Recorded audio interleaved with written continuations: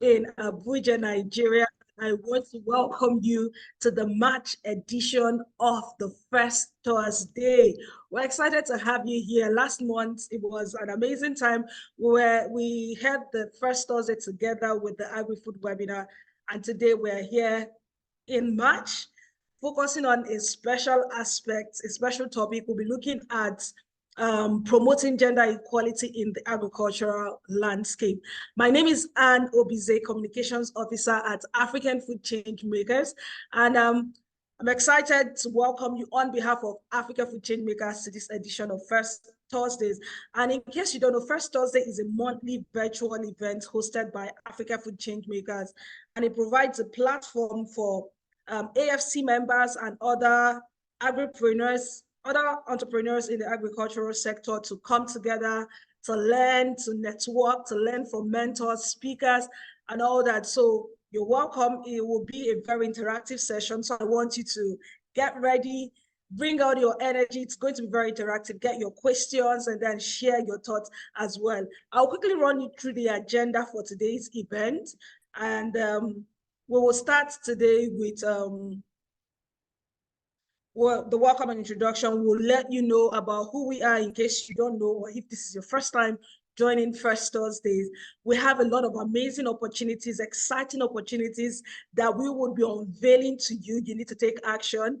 And then we are going to delve into the panel session where we'll be looking at the critical theme for this First Thursdays edition. And then we're going to go next to how you can connect with AFC and then the next step and closing. So this is what we have in store for you today. But right now, I want you to introduce yourself in the chat box. Tell us your name, your country, and your agribusiness. I would acknowledge it as I see them. Let's do that quickly. Tell us your name. Okay, I see Ella Omenzi. Ella is saying, I am Ella Pleroma Farms and Agribusiness Limited, aka Pleroma Foods, Abuja, Nigeria. Hello, Ella. It's good to have you here. Let's see other persons. Let us know what part of the world you're joining from, and also your name, your agribusiness, and then the country. Okay.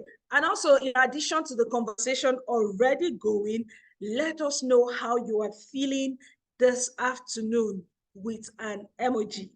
Let us know how you're feeling this afternoon. I want this to be very interactive, so please don't keep silent on me. Drop your comments in the chat box and I would acknowledge them quickly. Okay. So I see Olive. Olive is joining from Malawi. Olive, thank you so much. It's great to have you here. This is that platform where we connect, we network, and we learn. Tobena is joining from Nnewi, Nigeria. It's great to have you here. Who else do we have on the call? Tobena is smiling, and I feel like that smile shows you're having a great day. All right, that's good to know.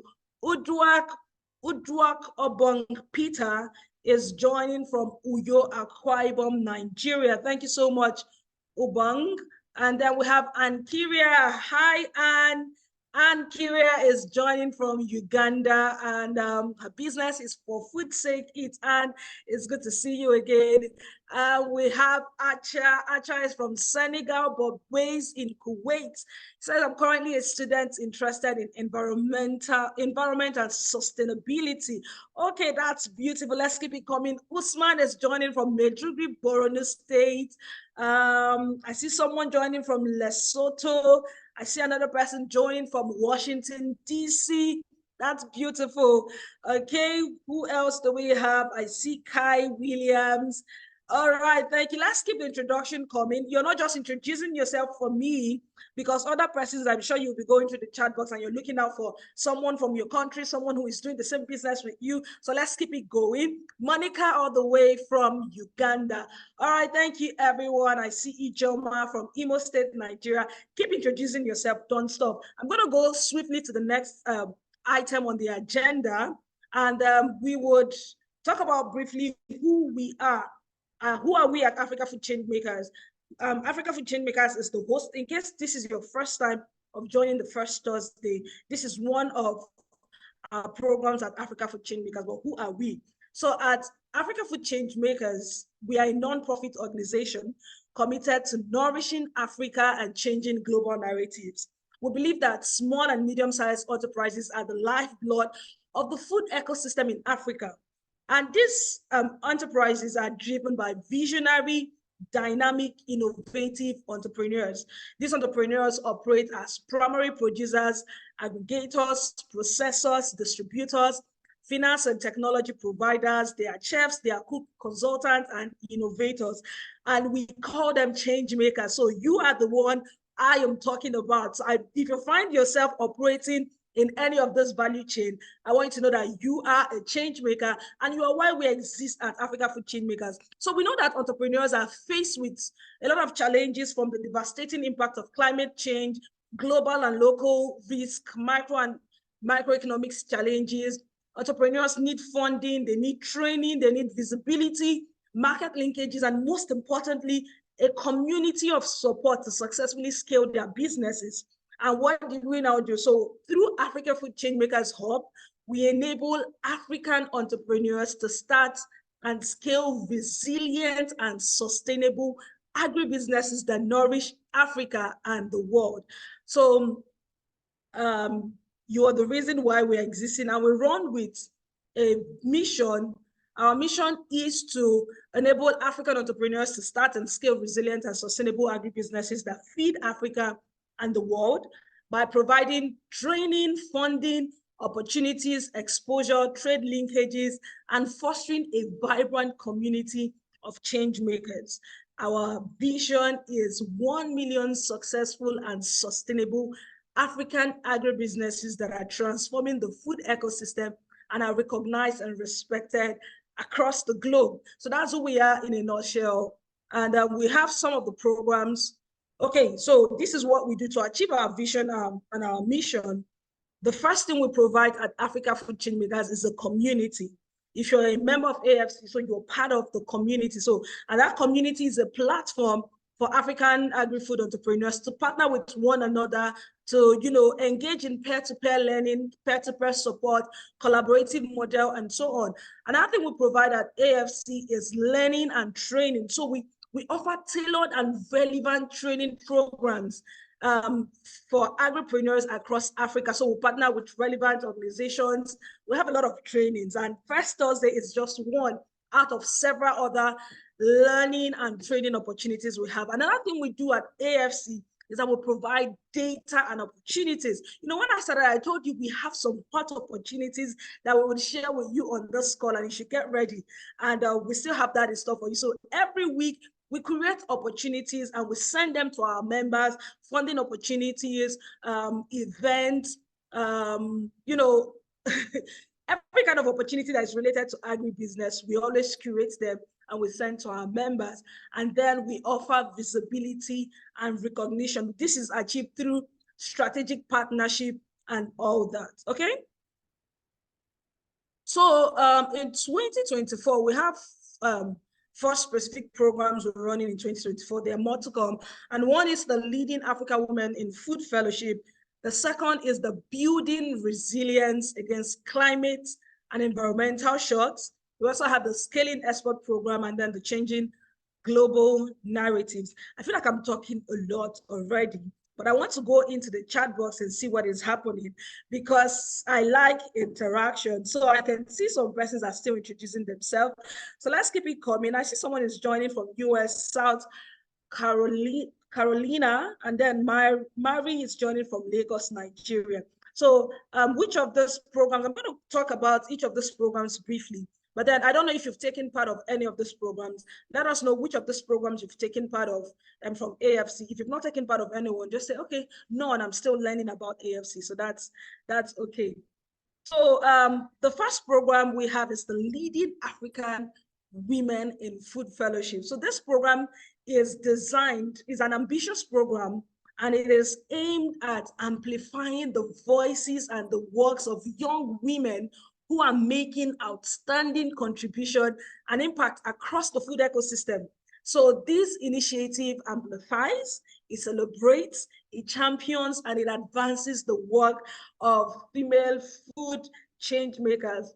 And this program started last year. Last year, we had 26 fellows who graduated from this program. The program ran for 6 months. It's a fellowship, it ran for 6 months. And to end the program, some of those fellows, I think all the fellows traveled to Tanzania for the AGRF program. And then this year, 2024, the second cohort will be kicking off. So I'm excited to, let you know that tomorrow, which is the International Women's Day, we will be unveiling the faces of the second cohort for this prestigious program. So I want to, this is an open invitation to you, but I'll still talk about it at the end of this event. So you're invited to this event tomorrow, which is also, it doubles as a celebration of the International Women's Day. So it's happening 3 p.m. tomorrow. It's also virtual. I'm sure the link will be dropped later on the chat box so you can register for it. It's free. And our next program is the Building Resilience Against Climate and Environmental Shock. So BRACE is designed to support African agri-SMEs to build and strengthen and incorporate climate adaptation and resilience into their business model. So I'm excited to let you know that application into the BRACE program is still ongoing. So if you couldn't take part of the first cohort, we had the first cohort in 2023, and then in 2024 we're launching the second cohort, and the application is currently open. So take advantage of this opportunity. Sign up for BRACE. Absolutely free. And then the next program is the Scaling Export Program. Export program is agri-food SMEs to build their capacity to export healthy, nutritious agri-food products across Africa and to access international markets, especially Europe and North America, through training, market exposure, trade linkages, and business support. So unfortunately, the Scaling Export Program has officially closed for the first cohort, but then the next cohort will be coming up sometime this year. So stay around, and that's why you need to be connected to AFC. So once this opportunity comes up, you can take advantage. Narrative, which is also very dear to our heart. How do we change narratives around African food? So AFC engages the support of media partners, content creators, chefs and cook and stakeholders in the food and creative industry to tell compelling stories about Africa. So we have our documentaries, we have our podcasts, and then we have other content we create, all targeted at changing global narratives. So I'm going to run you through some of the opportunities that we have for you. So we have funding opportunities, capacity building and training opportunities, events and online courses. So quickly, we have financial support. So this is a Agribusiness Challenge Fund. The deadline for this is the 15th of March. So you can go to our website, AFC, and then you can get the opportunity for that. It's open to all countries. And then another one is the Core Venture Round 5 funding opportunity to scale your business. I think you should jump on these opportunities. And then what else do we have? The Building Resilience Against Climate and Environmental Shock application. That's BRACE. And the deadline for BRACE is 15th of March. This program is absolutely free and is brought to you by AFC. So go ahead and apply for it. We also have the NIPT Entrepreneurship Empowerment Project, Empowering African Startup. The deadline is 14th of March. I'm hinting on the deadline, so I know that they are time sensitive and you just need to take action as quick as possible. Then we have the Africa Climate Fellowship, and the deadline is 22nd of March. What else do we have? We have events and our international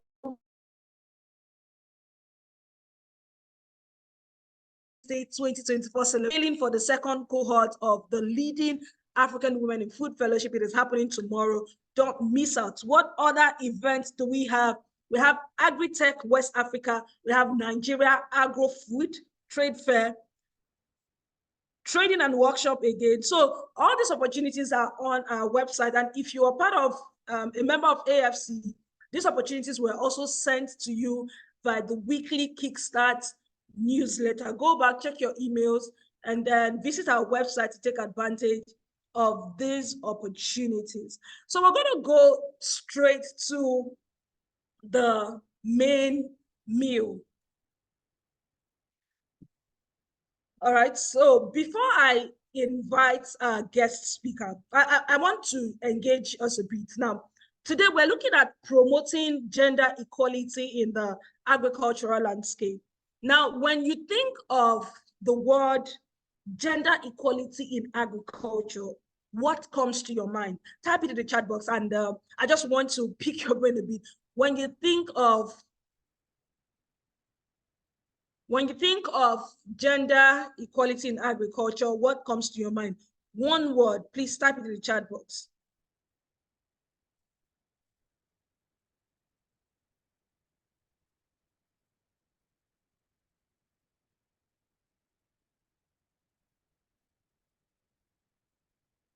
I can't see your chat. Okay, I can see some persons typing.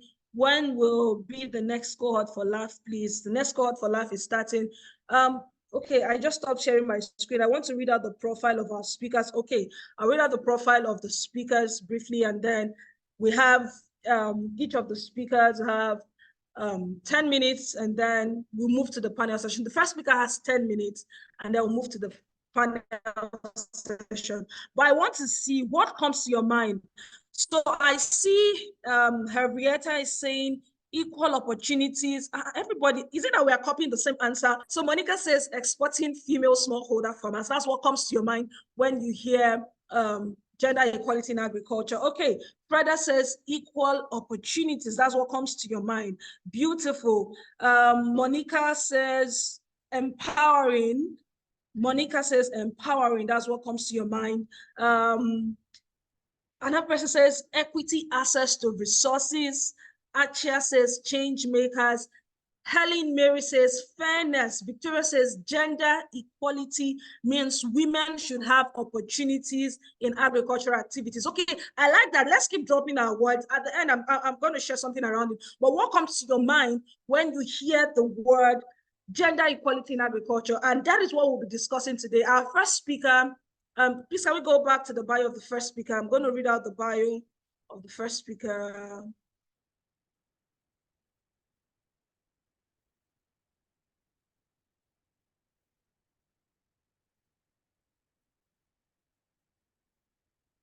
All right. Okay, so please, is this the first? Can we go back?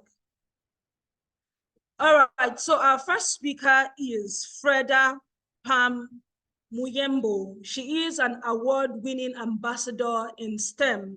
She's a speaker, she's an African food journalist, she's a writer at My Burnt Orange blog, and the founder of Hulu Consulting Limited.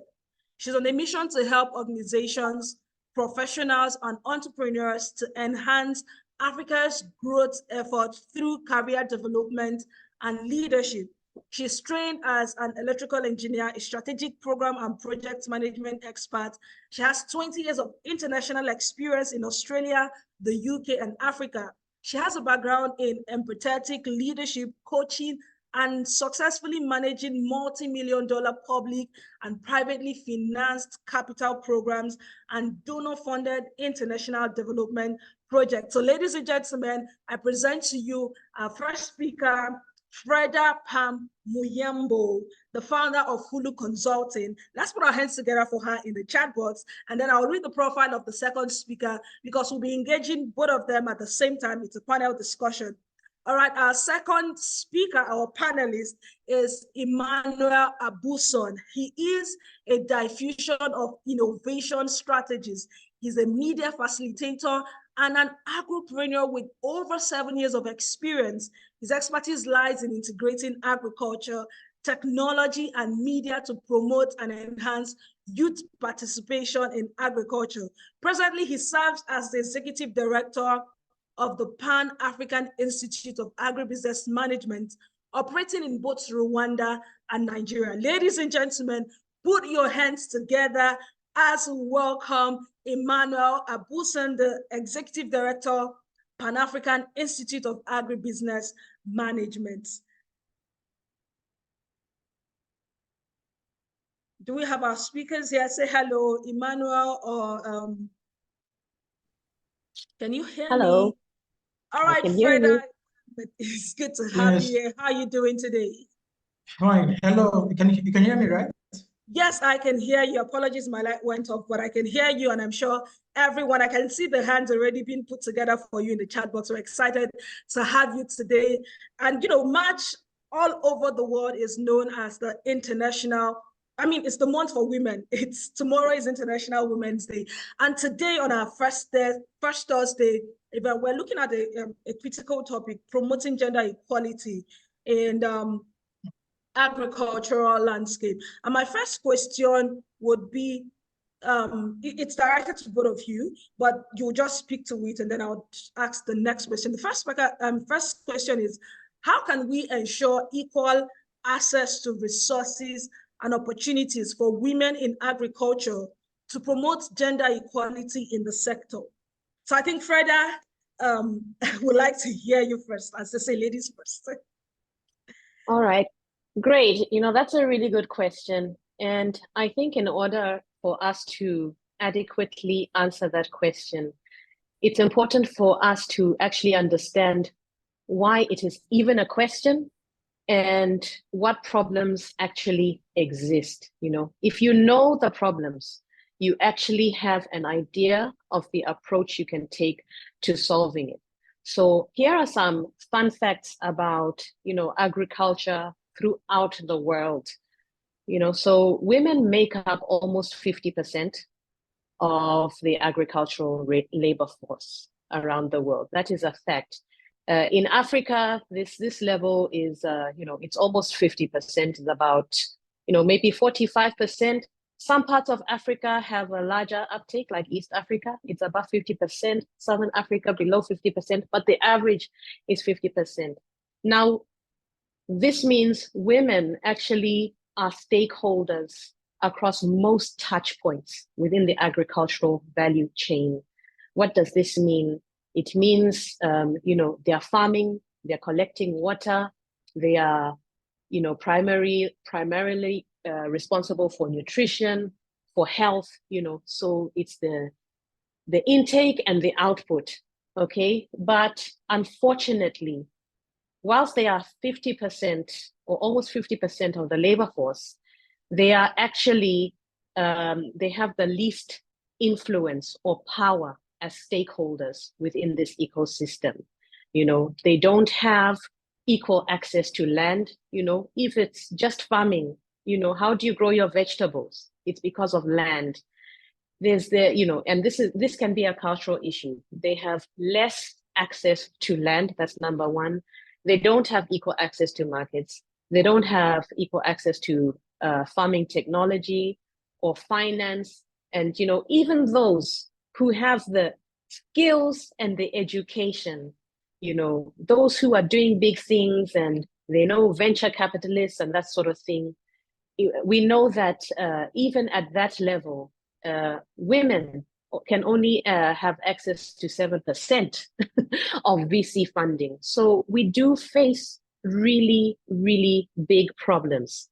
And how we address it, look, I say just take your pick at one of these problems. And there are many more problems. There are many more nuances and branches under each of these problems. So you just take one of those problems, shoot in any direction, and believe me, you will solve that problem. So I think the beginning is to start with understanding what the problem actually is. Okay, thank you so much, Freda. And it's more like you set the foundation, and it's so true. There's so many problems, and you've mentioned face one of the problem, take one of the problem, face them, and work towards them. All right, so I'll move to our next panelist. Can you also share your thoughts around the question? That is, how can we ensure equal access to resources and opportunities for women in agriculture to promote gender equality in the sector? The key emphasis is on the how. How can we ensure equal access? Thank you. All right. When you look at the agricultural landscape, it has a masculine look based on how we are groomed, especially in Nigeria. It seems like it's a business for men, forgetting the fact that the future of food security is feminine. So women play, just like the first speaker said, women play a very vital role in the production chain of agriculture, from production down to processing. When we become very familiar with this, we now understand that it's very important that women should be given rights, equal access to resources, land in terms of funding. Let's say, for example, I'm from Kogi State, Nigeria, and it seems like from the local government I come from, women have no rights. And now this in our father's house. She's said to be a woman that will get married, so she has no heritage in terms of having rights to land, for that is in terms of land ownership. Though she has the right of usage, not right for ownership. So when she gets married, I'm talking about my culture from where I come from. When she gets married, the in-laws see her as a stranger, and she has no right of ownership except her children. Now, the children, if they are male, okay, they can have rights. Then they can now secure a land for their mother. So you can now see that women have been deprived because of our cultural look of things. And Africa, we are masculine. We believe that the man is the provider. So because he's the provider, everything must pass through him. He's the God of all, and the Omni know it. So neglecting the role women play in agriculture. So it's very important we start looking at how much women have been contributing in agriculture. And now there's a need for them to have equal access to resources, to have equal access, in fact, even as we design our framework, because they play a very vital, just like I said earlier, they play a very vital role from production to processing, even down to distribution. Women play 60 to 80% in agriculture. Like when I first got to Rwanda, I see how much women spend on. In fact, women spend more time at the farm than men. But when we are designing funding, we're designing funding for male-dominated agribusiness, because we feel that, just like it said, because we feel it is masculine. Then again, we just have to deal with the stereotype that agriculture is not just for male, it's for everybody, and women should be encouraged to participate in agriculture and giving access to agriculture.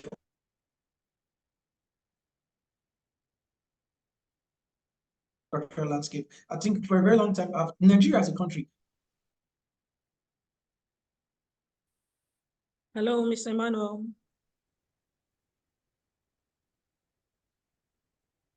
Okay, I think we lost him there. Thank you very much for your wonderful contribution, Emmanuel. And it also goes in line with what Freda has mentioned. And we know that women has a lot of stake in the agricultural sector in Africa, whether West Africa, East Africa, every part of Africa, women play a major role. And most times the role of women are relegated to the small scale farming. And then my next question is, what are some of the innovative strategies that can be implemented to empower women farmers and increase their participation in decision-making processes within the agricultural landscape? So how can we move women from the small scale where it's just the subsistence agriculture for their family? How can we move them to, what strategies, what innovation strategies can be employed to decision-making process within the agricultural landscape? And further, I would like to hear your thoughts. Yes, so for that, we have to be intentional about what we're doing, We now hopefully cannot run away from the fact that there is a problem, because sometimes problems don't get solved if you pretend it's not there. And I really appreciate the level that Emmanuel, my panel colleague, was going to give really, really concrete and visceral examples of how women are actually left behind in this. So we really have to be intentional. We really have to think about women at the forefront of everything that we do. This can start even in government, in policies, you know, like we are in the 21st century. Why is access to land still an issue? Is this something that cannot be addressed? You know, so we can actually start to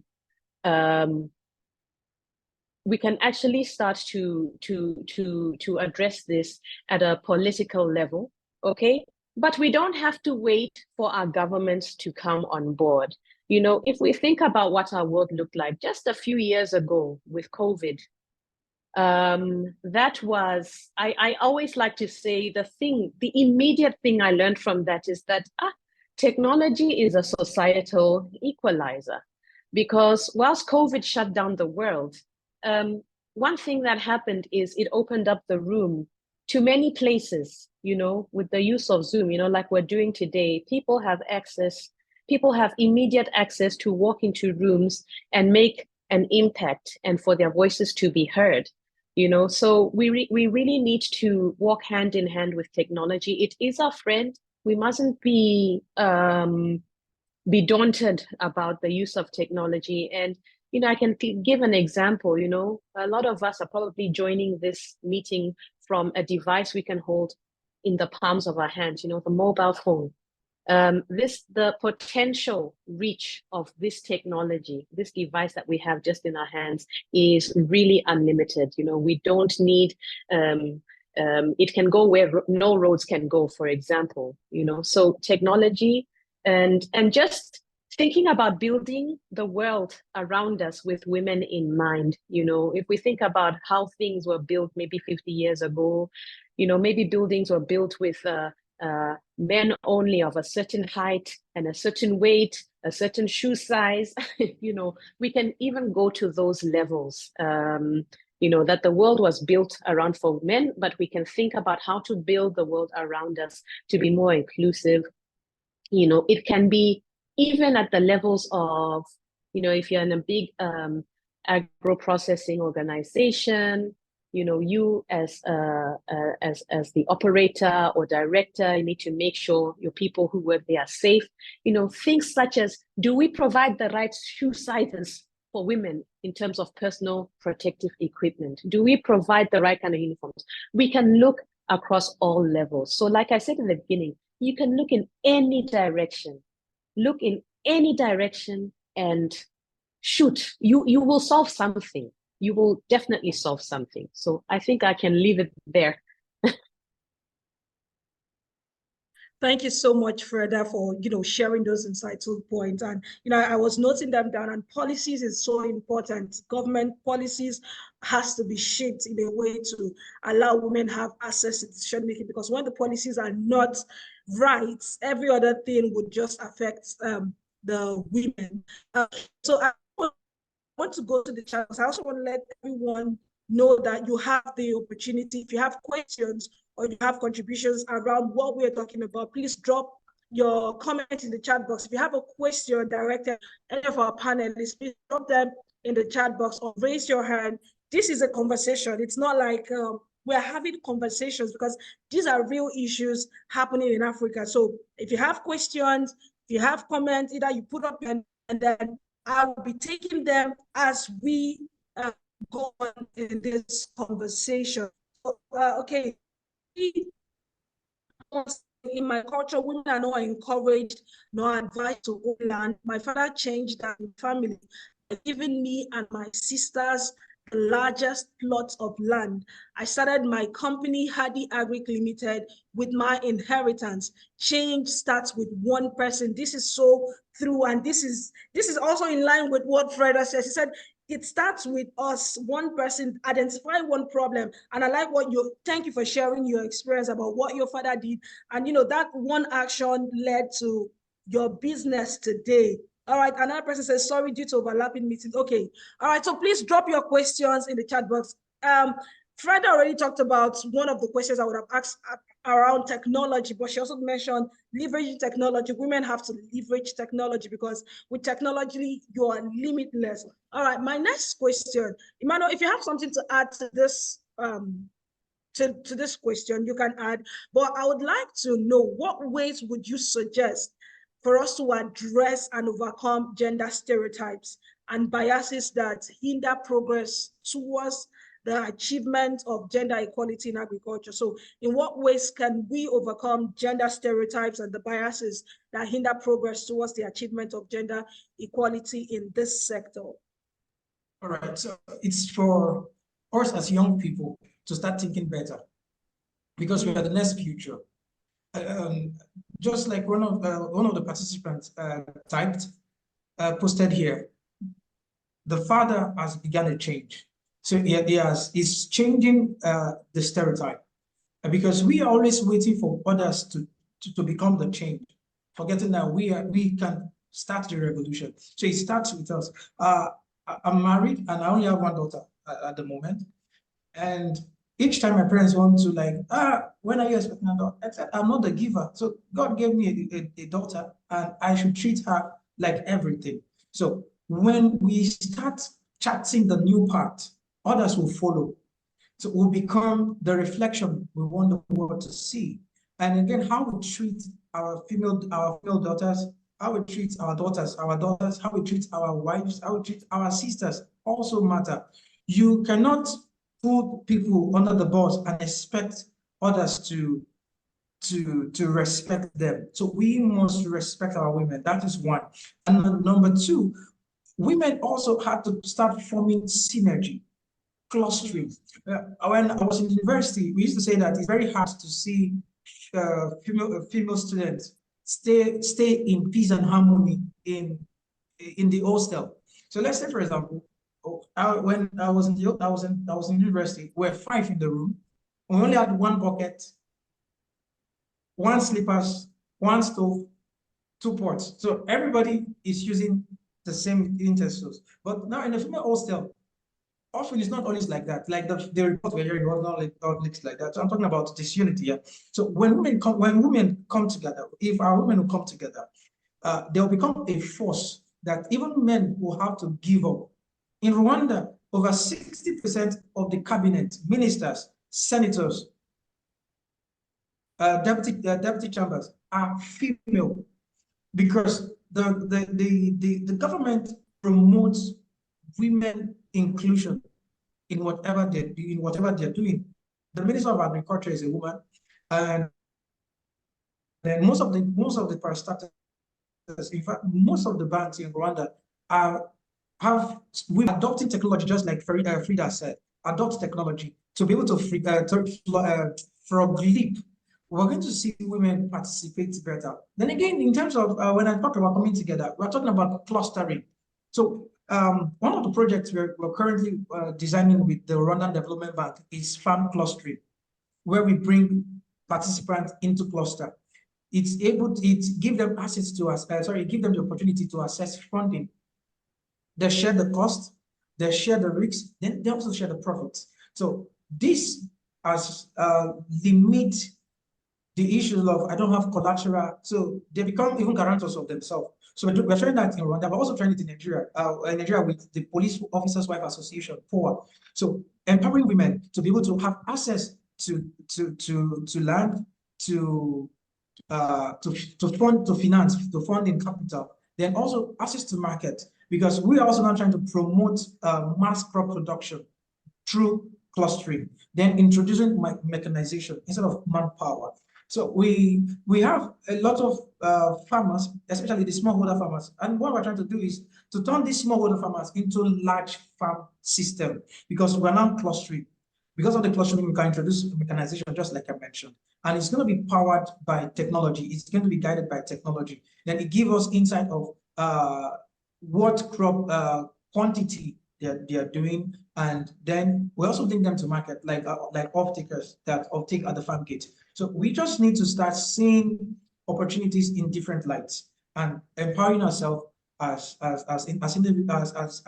team to be able to produce then gradually the stereotype will change. And also women coming out in terms of coming out to access power. What I mean coming out to access power is, how many women do we have in the House of Rep in Nigeria? How many women are in Senate House? How many women are in House of State, House of Assembly? How many women are governors? So this.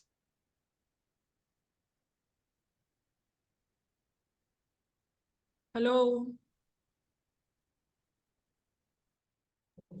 Sorry, can you hear me now? Okay, sorry, I think we lost you for some minutes, but thank you so much. And from what you've said, and it's a lot around, you talked about with the mindset, starting with the mindset, and then women forming synergy, and then you talked about, clusters and all that. So it's so good. But now we are a community of agripreneurs across Africa. We have people listening. I want us to be, take it a bit more personal, because if we keep talking about government and all that, governments, they're far away. We don't have them here. And so immediate action cannot be taken around policy and all that. But within ourselves as agripreneurs, so if you have personal stories to share around this, are there people who have made, that have done things, that have implemented, that have taken action to make this access to equal, to make access to opportunities for women, to make equal opportunity for both genders? Are there personal experiences or people in what ways can we localize the strategies? How can we, or how can individuals start taking action? And you can share your personal experience, or any person who has implemented a strategy that has worked. And I think I would appreciate us sharing our thoughts around that line of action. So it's more around stories about people who have made access to opportunities both for women to thrive in the agriculture sector. Yes, I think I have something to add on, how to address these biases as well. And I love the stories that were shared. It takes men and women working together to address these biases. I can give you examples like what AFC is doing, for example. Literally targeting women to be participants in this industry. It's so important. Now, some people may ask, they may say, "Oh, are you not just allowing people to just walk in, by creating a bias?" And my argument has always been, and I take this personally from my experience within engineering, because that was, and still is, a male-dominated industry. My argument was always that the industry is actually biased towards men. It's positively biased towards men. A man can walk into a job without having qualifications, in agriculture. People may say, "Oh, you look strong. You look like you can do the job." Whereas women, there's a negative bias that exists towards women, where you don't look like you can do the job. And that is it, even if you have qualifications. So when organizations intentionally target women, they are addressing this, or they are creating a bias that is equal to the positive bias that men enjoy. So I can tell you about, I have a friend who they're within the logistics industry. So refrigerated transport for foods, because it solves a problem in this agricultural value chain, where we found food, but how do we keep it fresh? So there's logistics, the logistics industry. They currently have a program that is calling specifically to women. So I think we need more of these things. And like I said, I want to give it up to my brothers. I want to give it up to the father of that lady who gave her land. Our brothers, you can help us. Let's help each other, because if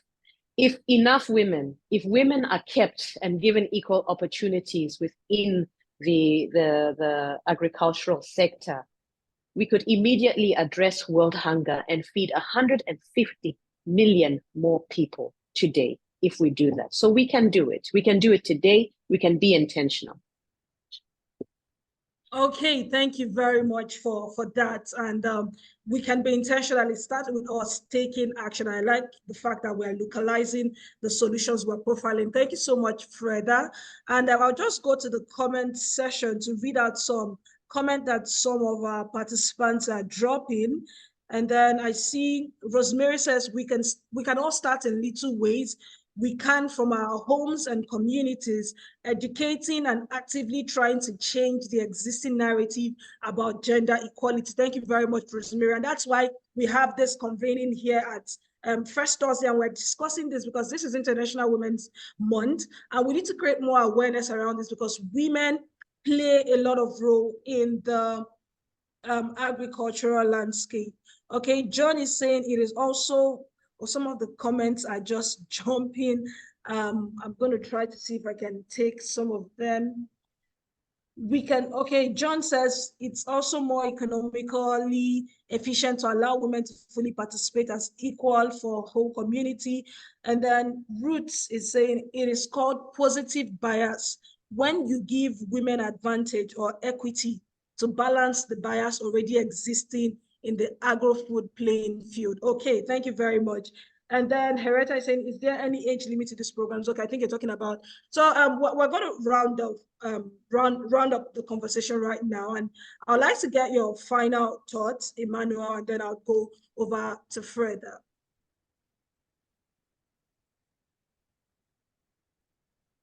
So I would say AFC is doing a lot, just like Freda mentioned, and we need more of this we need to contribute to this individually and also collectively. When we started, we created an app, a Treco farm management system, and it's just to bring women, youths as clusters, as cooperatives, to be able to work together, get access to funding, and also food mass production. Because when we look at Africa, we are not meant to have food insecurity because we have the land, and our land is arable. We have the strength, we have the population, but the mindset just needs to be right, and seeing it in a better perspective.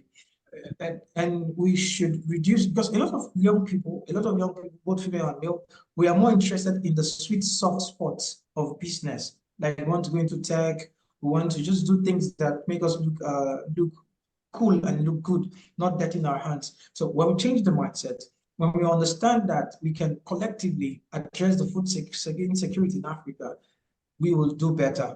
And then also promoting women inclusion in agriculture, especially fighting against cultural beliefs, because the biggest challenge I see often is the sentiment around women not having access to land, because they need to have access to land, ownership, and also both usage. All right. So that we reduce the cultural belief on agriculture, on women participating in agriculture. Thank you so much. Okay, thank you very much, Emmanuel. And Freda, any final thoughts around this conversation? Yes, so my final thoughts is let's continue to let technology be our friends. Technology is part of Africa's history. It has been for thousands of years. It is part of our future. We need to believe in our agency to solve these problems, because even we have technologies today that don't exist in the West. You know, mobile money is an example. Okay, but I want to leave one thought with you, especially to women. You know, we are creators, and innovation has been mentioned a lot in this this panel. You know, innovation, it is the creation of something new. I want you to know that every time you start a new business, you are creating something new. Okay, so don't just do things. Go and register your business with the local government. You know, sometimes we say the government is not here to help, but we're not helping ourselves. Go and register your business with your local government. Go and find friends who are playing in the same business. You know, magnify and multiply your voices for agency. Continue to advocate for yourselves. But every time you start a business, you are actually creating something new. Don't forget that. Beautiful. Thank you so much, Freda and Emmanuel, for sharing your thoughts around this topic. And I like the what you said. Every time you start a new business, you're creating that opportunity. You're creating something new, that's so important. Women need to know that they don't need to operate in. They're not meant to be relegated at the back. They can have formal businesses. Get your businesses registered, and it's also important what we're doing at Africa Food Chain Makers, because I think there's something about mentorship when we help. And that's why the Leading African Women in Food Fellowship is existing. And it's women go through this program for 6 months. They have access to mentorship. And in that way, when other younger women see that, oh, there are women who are leading in agriculture, it's making the sector even more interesting. And they know that, oh, they can come in there and they can dominate and take leadership positions and not just relegated to the small scale farming and all. And just like the panelists have mentioned today, we all have a role to play. We can't just keep saying the government, policies and all that. Everyone, you have your farm, you have your businesses. Can you walk around your policies and see that we have equal opportunities where both genders can thrive? Thank you so much, Freda, and thank you, Emmanuel. We appreciate you. Please, I would move on to the next segment where I would hand over to I'll hand over to the membership officer to come up and then talk about the membership drive. And before I hand over to the membership officer, I want us to also know that tomorrow is International Women's Day, and Africa Food Chain Makers will be unveiling the faces of the second cohort of the Leading African Women in Food Fellowship. It's so important that you are there. And I'm sure that when you see them, their stories would inspire you. And not just that, we have amazing speakers who would be joining us from different parts of the world. We have a keynote speaker, and we have 2 other speakers who will be joining us. So it's going to be inspiring. It's going to be educative. So please make our time. It's 3 p.m. West African time tomorrow. And the link to register is in the comment section. So click on the link, register, and join us tomorrow, 3 p.m. West African time. So how can you stay connected with AFC? That's the next segment. And I invite our membership officer, Nosa Obano, to take us through that. Thank you very much. Thank you, Makan. Thank you, Freda and Emmanuel, for that wonderful panel session. And I think a lot of key takeaways were gotten from that as well. And I'll be taking this session on connecting with African Food Chain Makers and the membership drive. So I believe this particular session is focused on gender, focused on women, and we, just like my colleague has said, we employ that everyone on this call try as much as possible to join tomorrow's session when we are unveiling our Leading African Women in Food Fellowship. And that is part of the programs we also implement for our members rather. And I know most of us on this call are members already, so they are not new to what I'm about to say. But this is a call for potential members of this call to also join our community. The panelists talked about the importance of building a community where women can also leverage their voice, their advocacy. When you have a network of fellow entrepreneurs, you get to make better decisions on which can favor both your agribusiness and what you are involved in the value chain.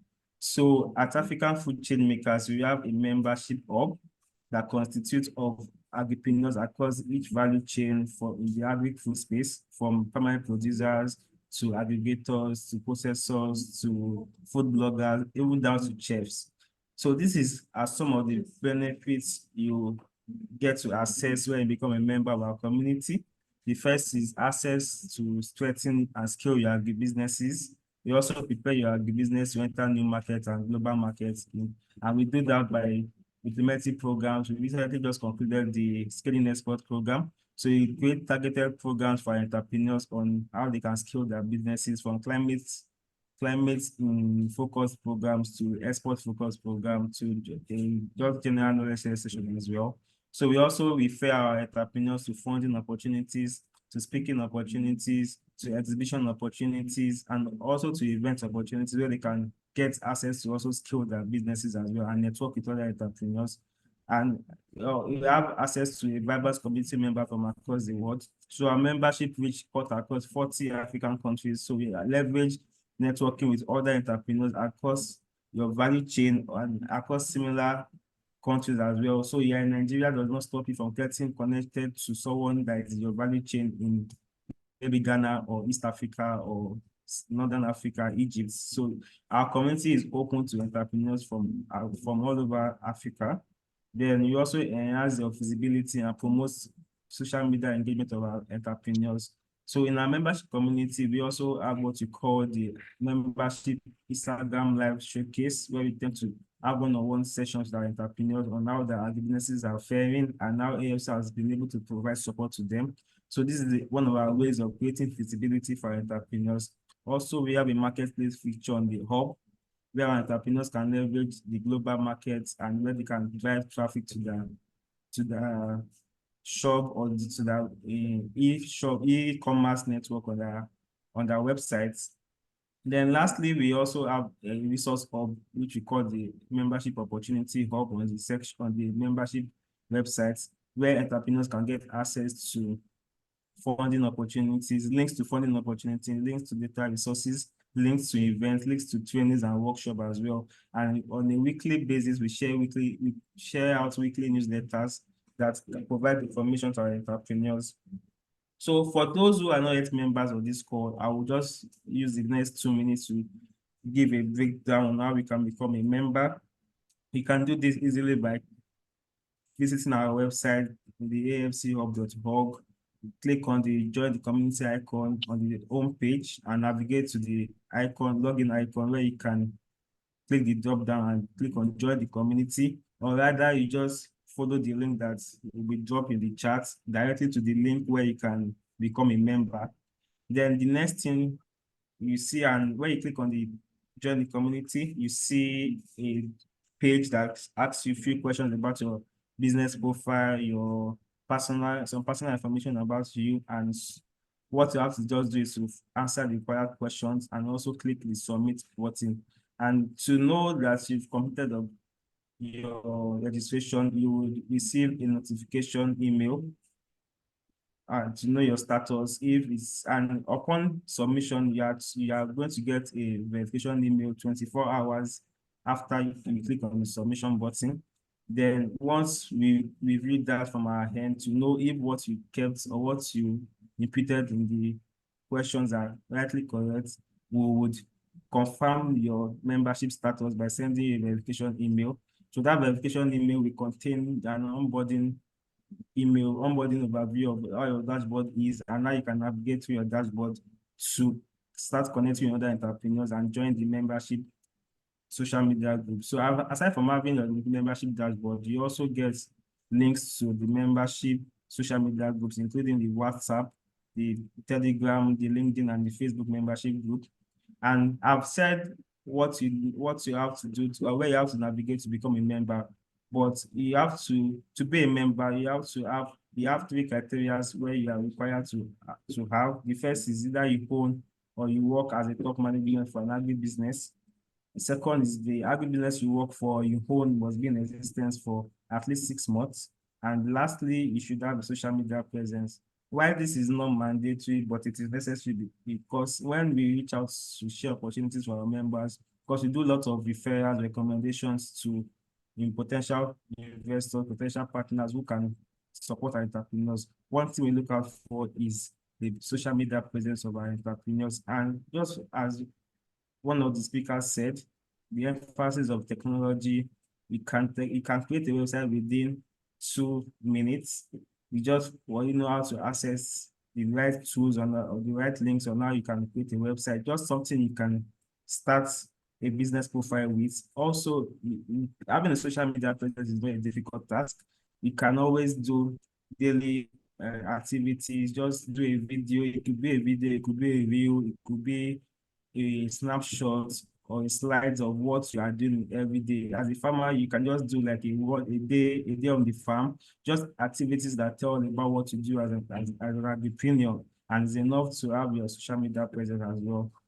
Lastly, I will just talk about the marketplace feature, which most of us on this call are not using, because we have over 3,000 members, and members for the marketplace is hardly filled up already, because most of us don't know how to navigate to where your dashboard is, or not even know how to use your dashboard.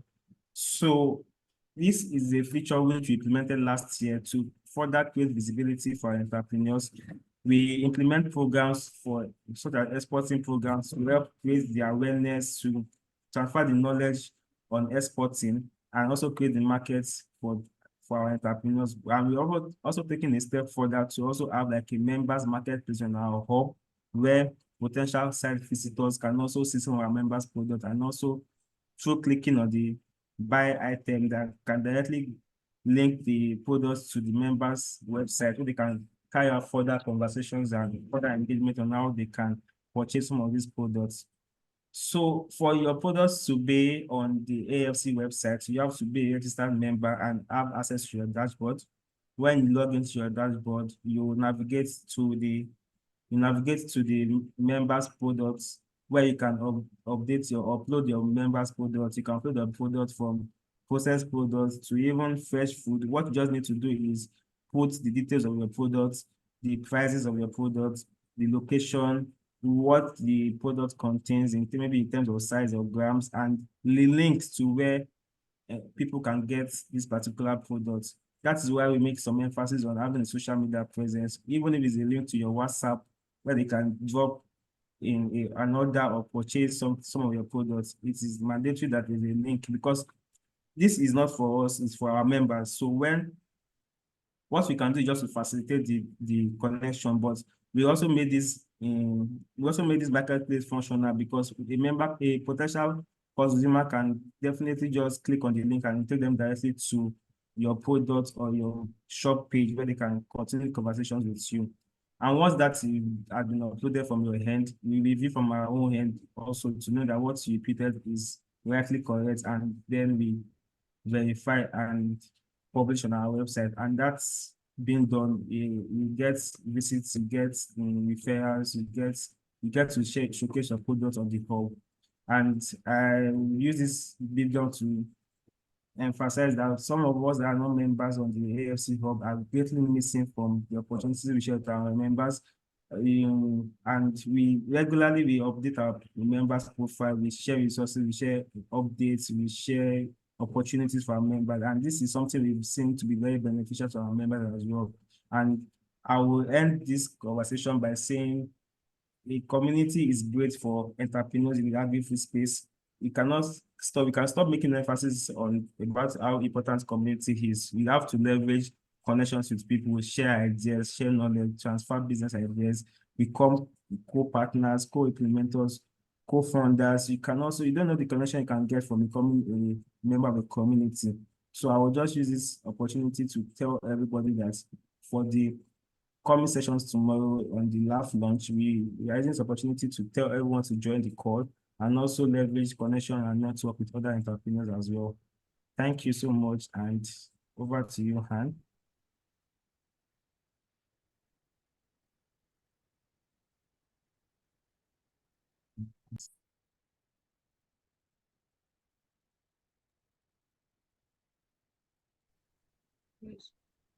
Okay, thank you so much, Nusa, for taking us through the membership drive. So I would like to know, is there anyone who has signed up? If you know you just signed up to become a member, let us know in the comment section. If you're already a member, say, I am proudly a member of AFC, proudly an AFC member. Let's type that in the chat box. Thank you so much, everyone. So remember, tomorrow we have International Women's Day celebration. Sign up to become a member of AFC, join our community of entrepreneurs from over 40 African countries. Share your feedback with us. Connect with us on social media, on Instagram, Facebook, and LinkedIn. It is African Food Change Makers. And on Twitter, it is _AFC Hub. All right, so the next point is I want everyone, you've seen our faces, you've seen mine, you've seen the faces of the speakers. We want to see your face at this point. So please turn on your video and put on a very big smile. All right, I want to see your faces at this point. All right, thank you, Aisha to Unisa. I can see your face, Marceline. Thank you. All right, so please let's turn on our videos. Let's turn on our videos and then make sure you're smiling. Please take a screenshot because I want you to share your key takeaways from our speakers.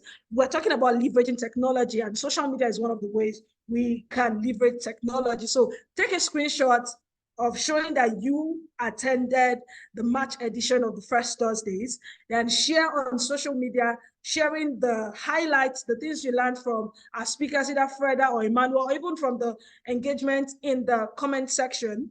So share it on social media, tag us at African Food Change Makers on Instagram, Facebook, and LinkedIn. We'll be sure to share it on our stories and also drop a comment. So thank you so much. Okay, I see Kai Williams, Holians, Adedeji. All right, thank you, everyone. Team members, please, let's take a snapshot. See you all. Okay, before we go, I would just invite our programs manager for the closing remark. So I'll hand over to Ruth Egbe. Thank you.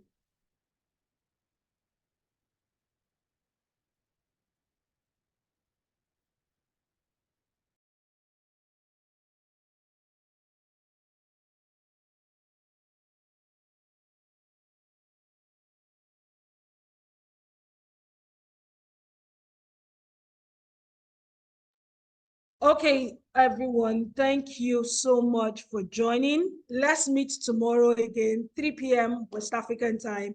Sign up for Brace if you're not yet signed up for Brace, and follow us on all social media handles. Thank you very much. Till we come back again at the April edition of the First Thursdays. Keep being phenomenal, keep changing narratives. Enjoy your evening. Bye.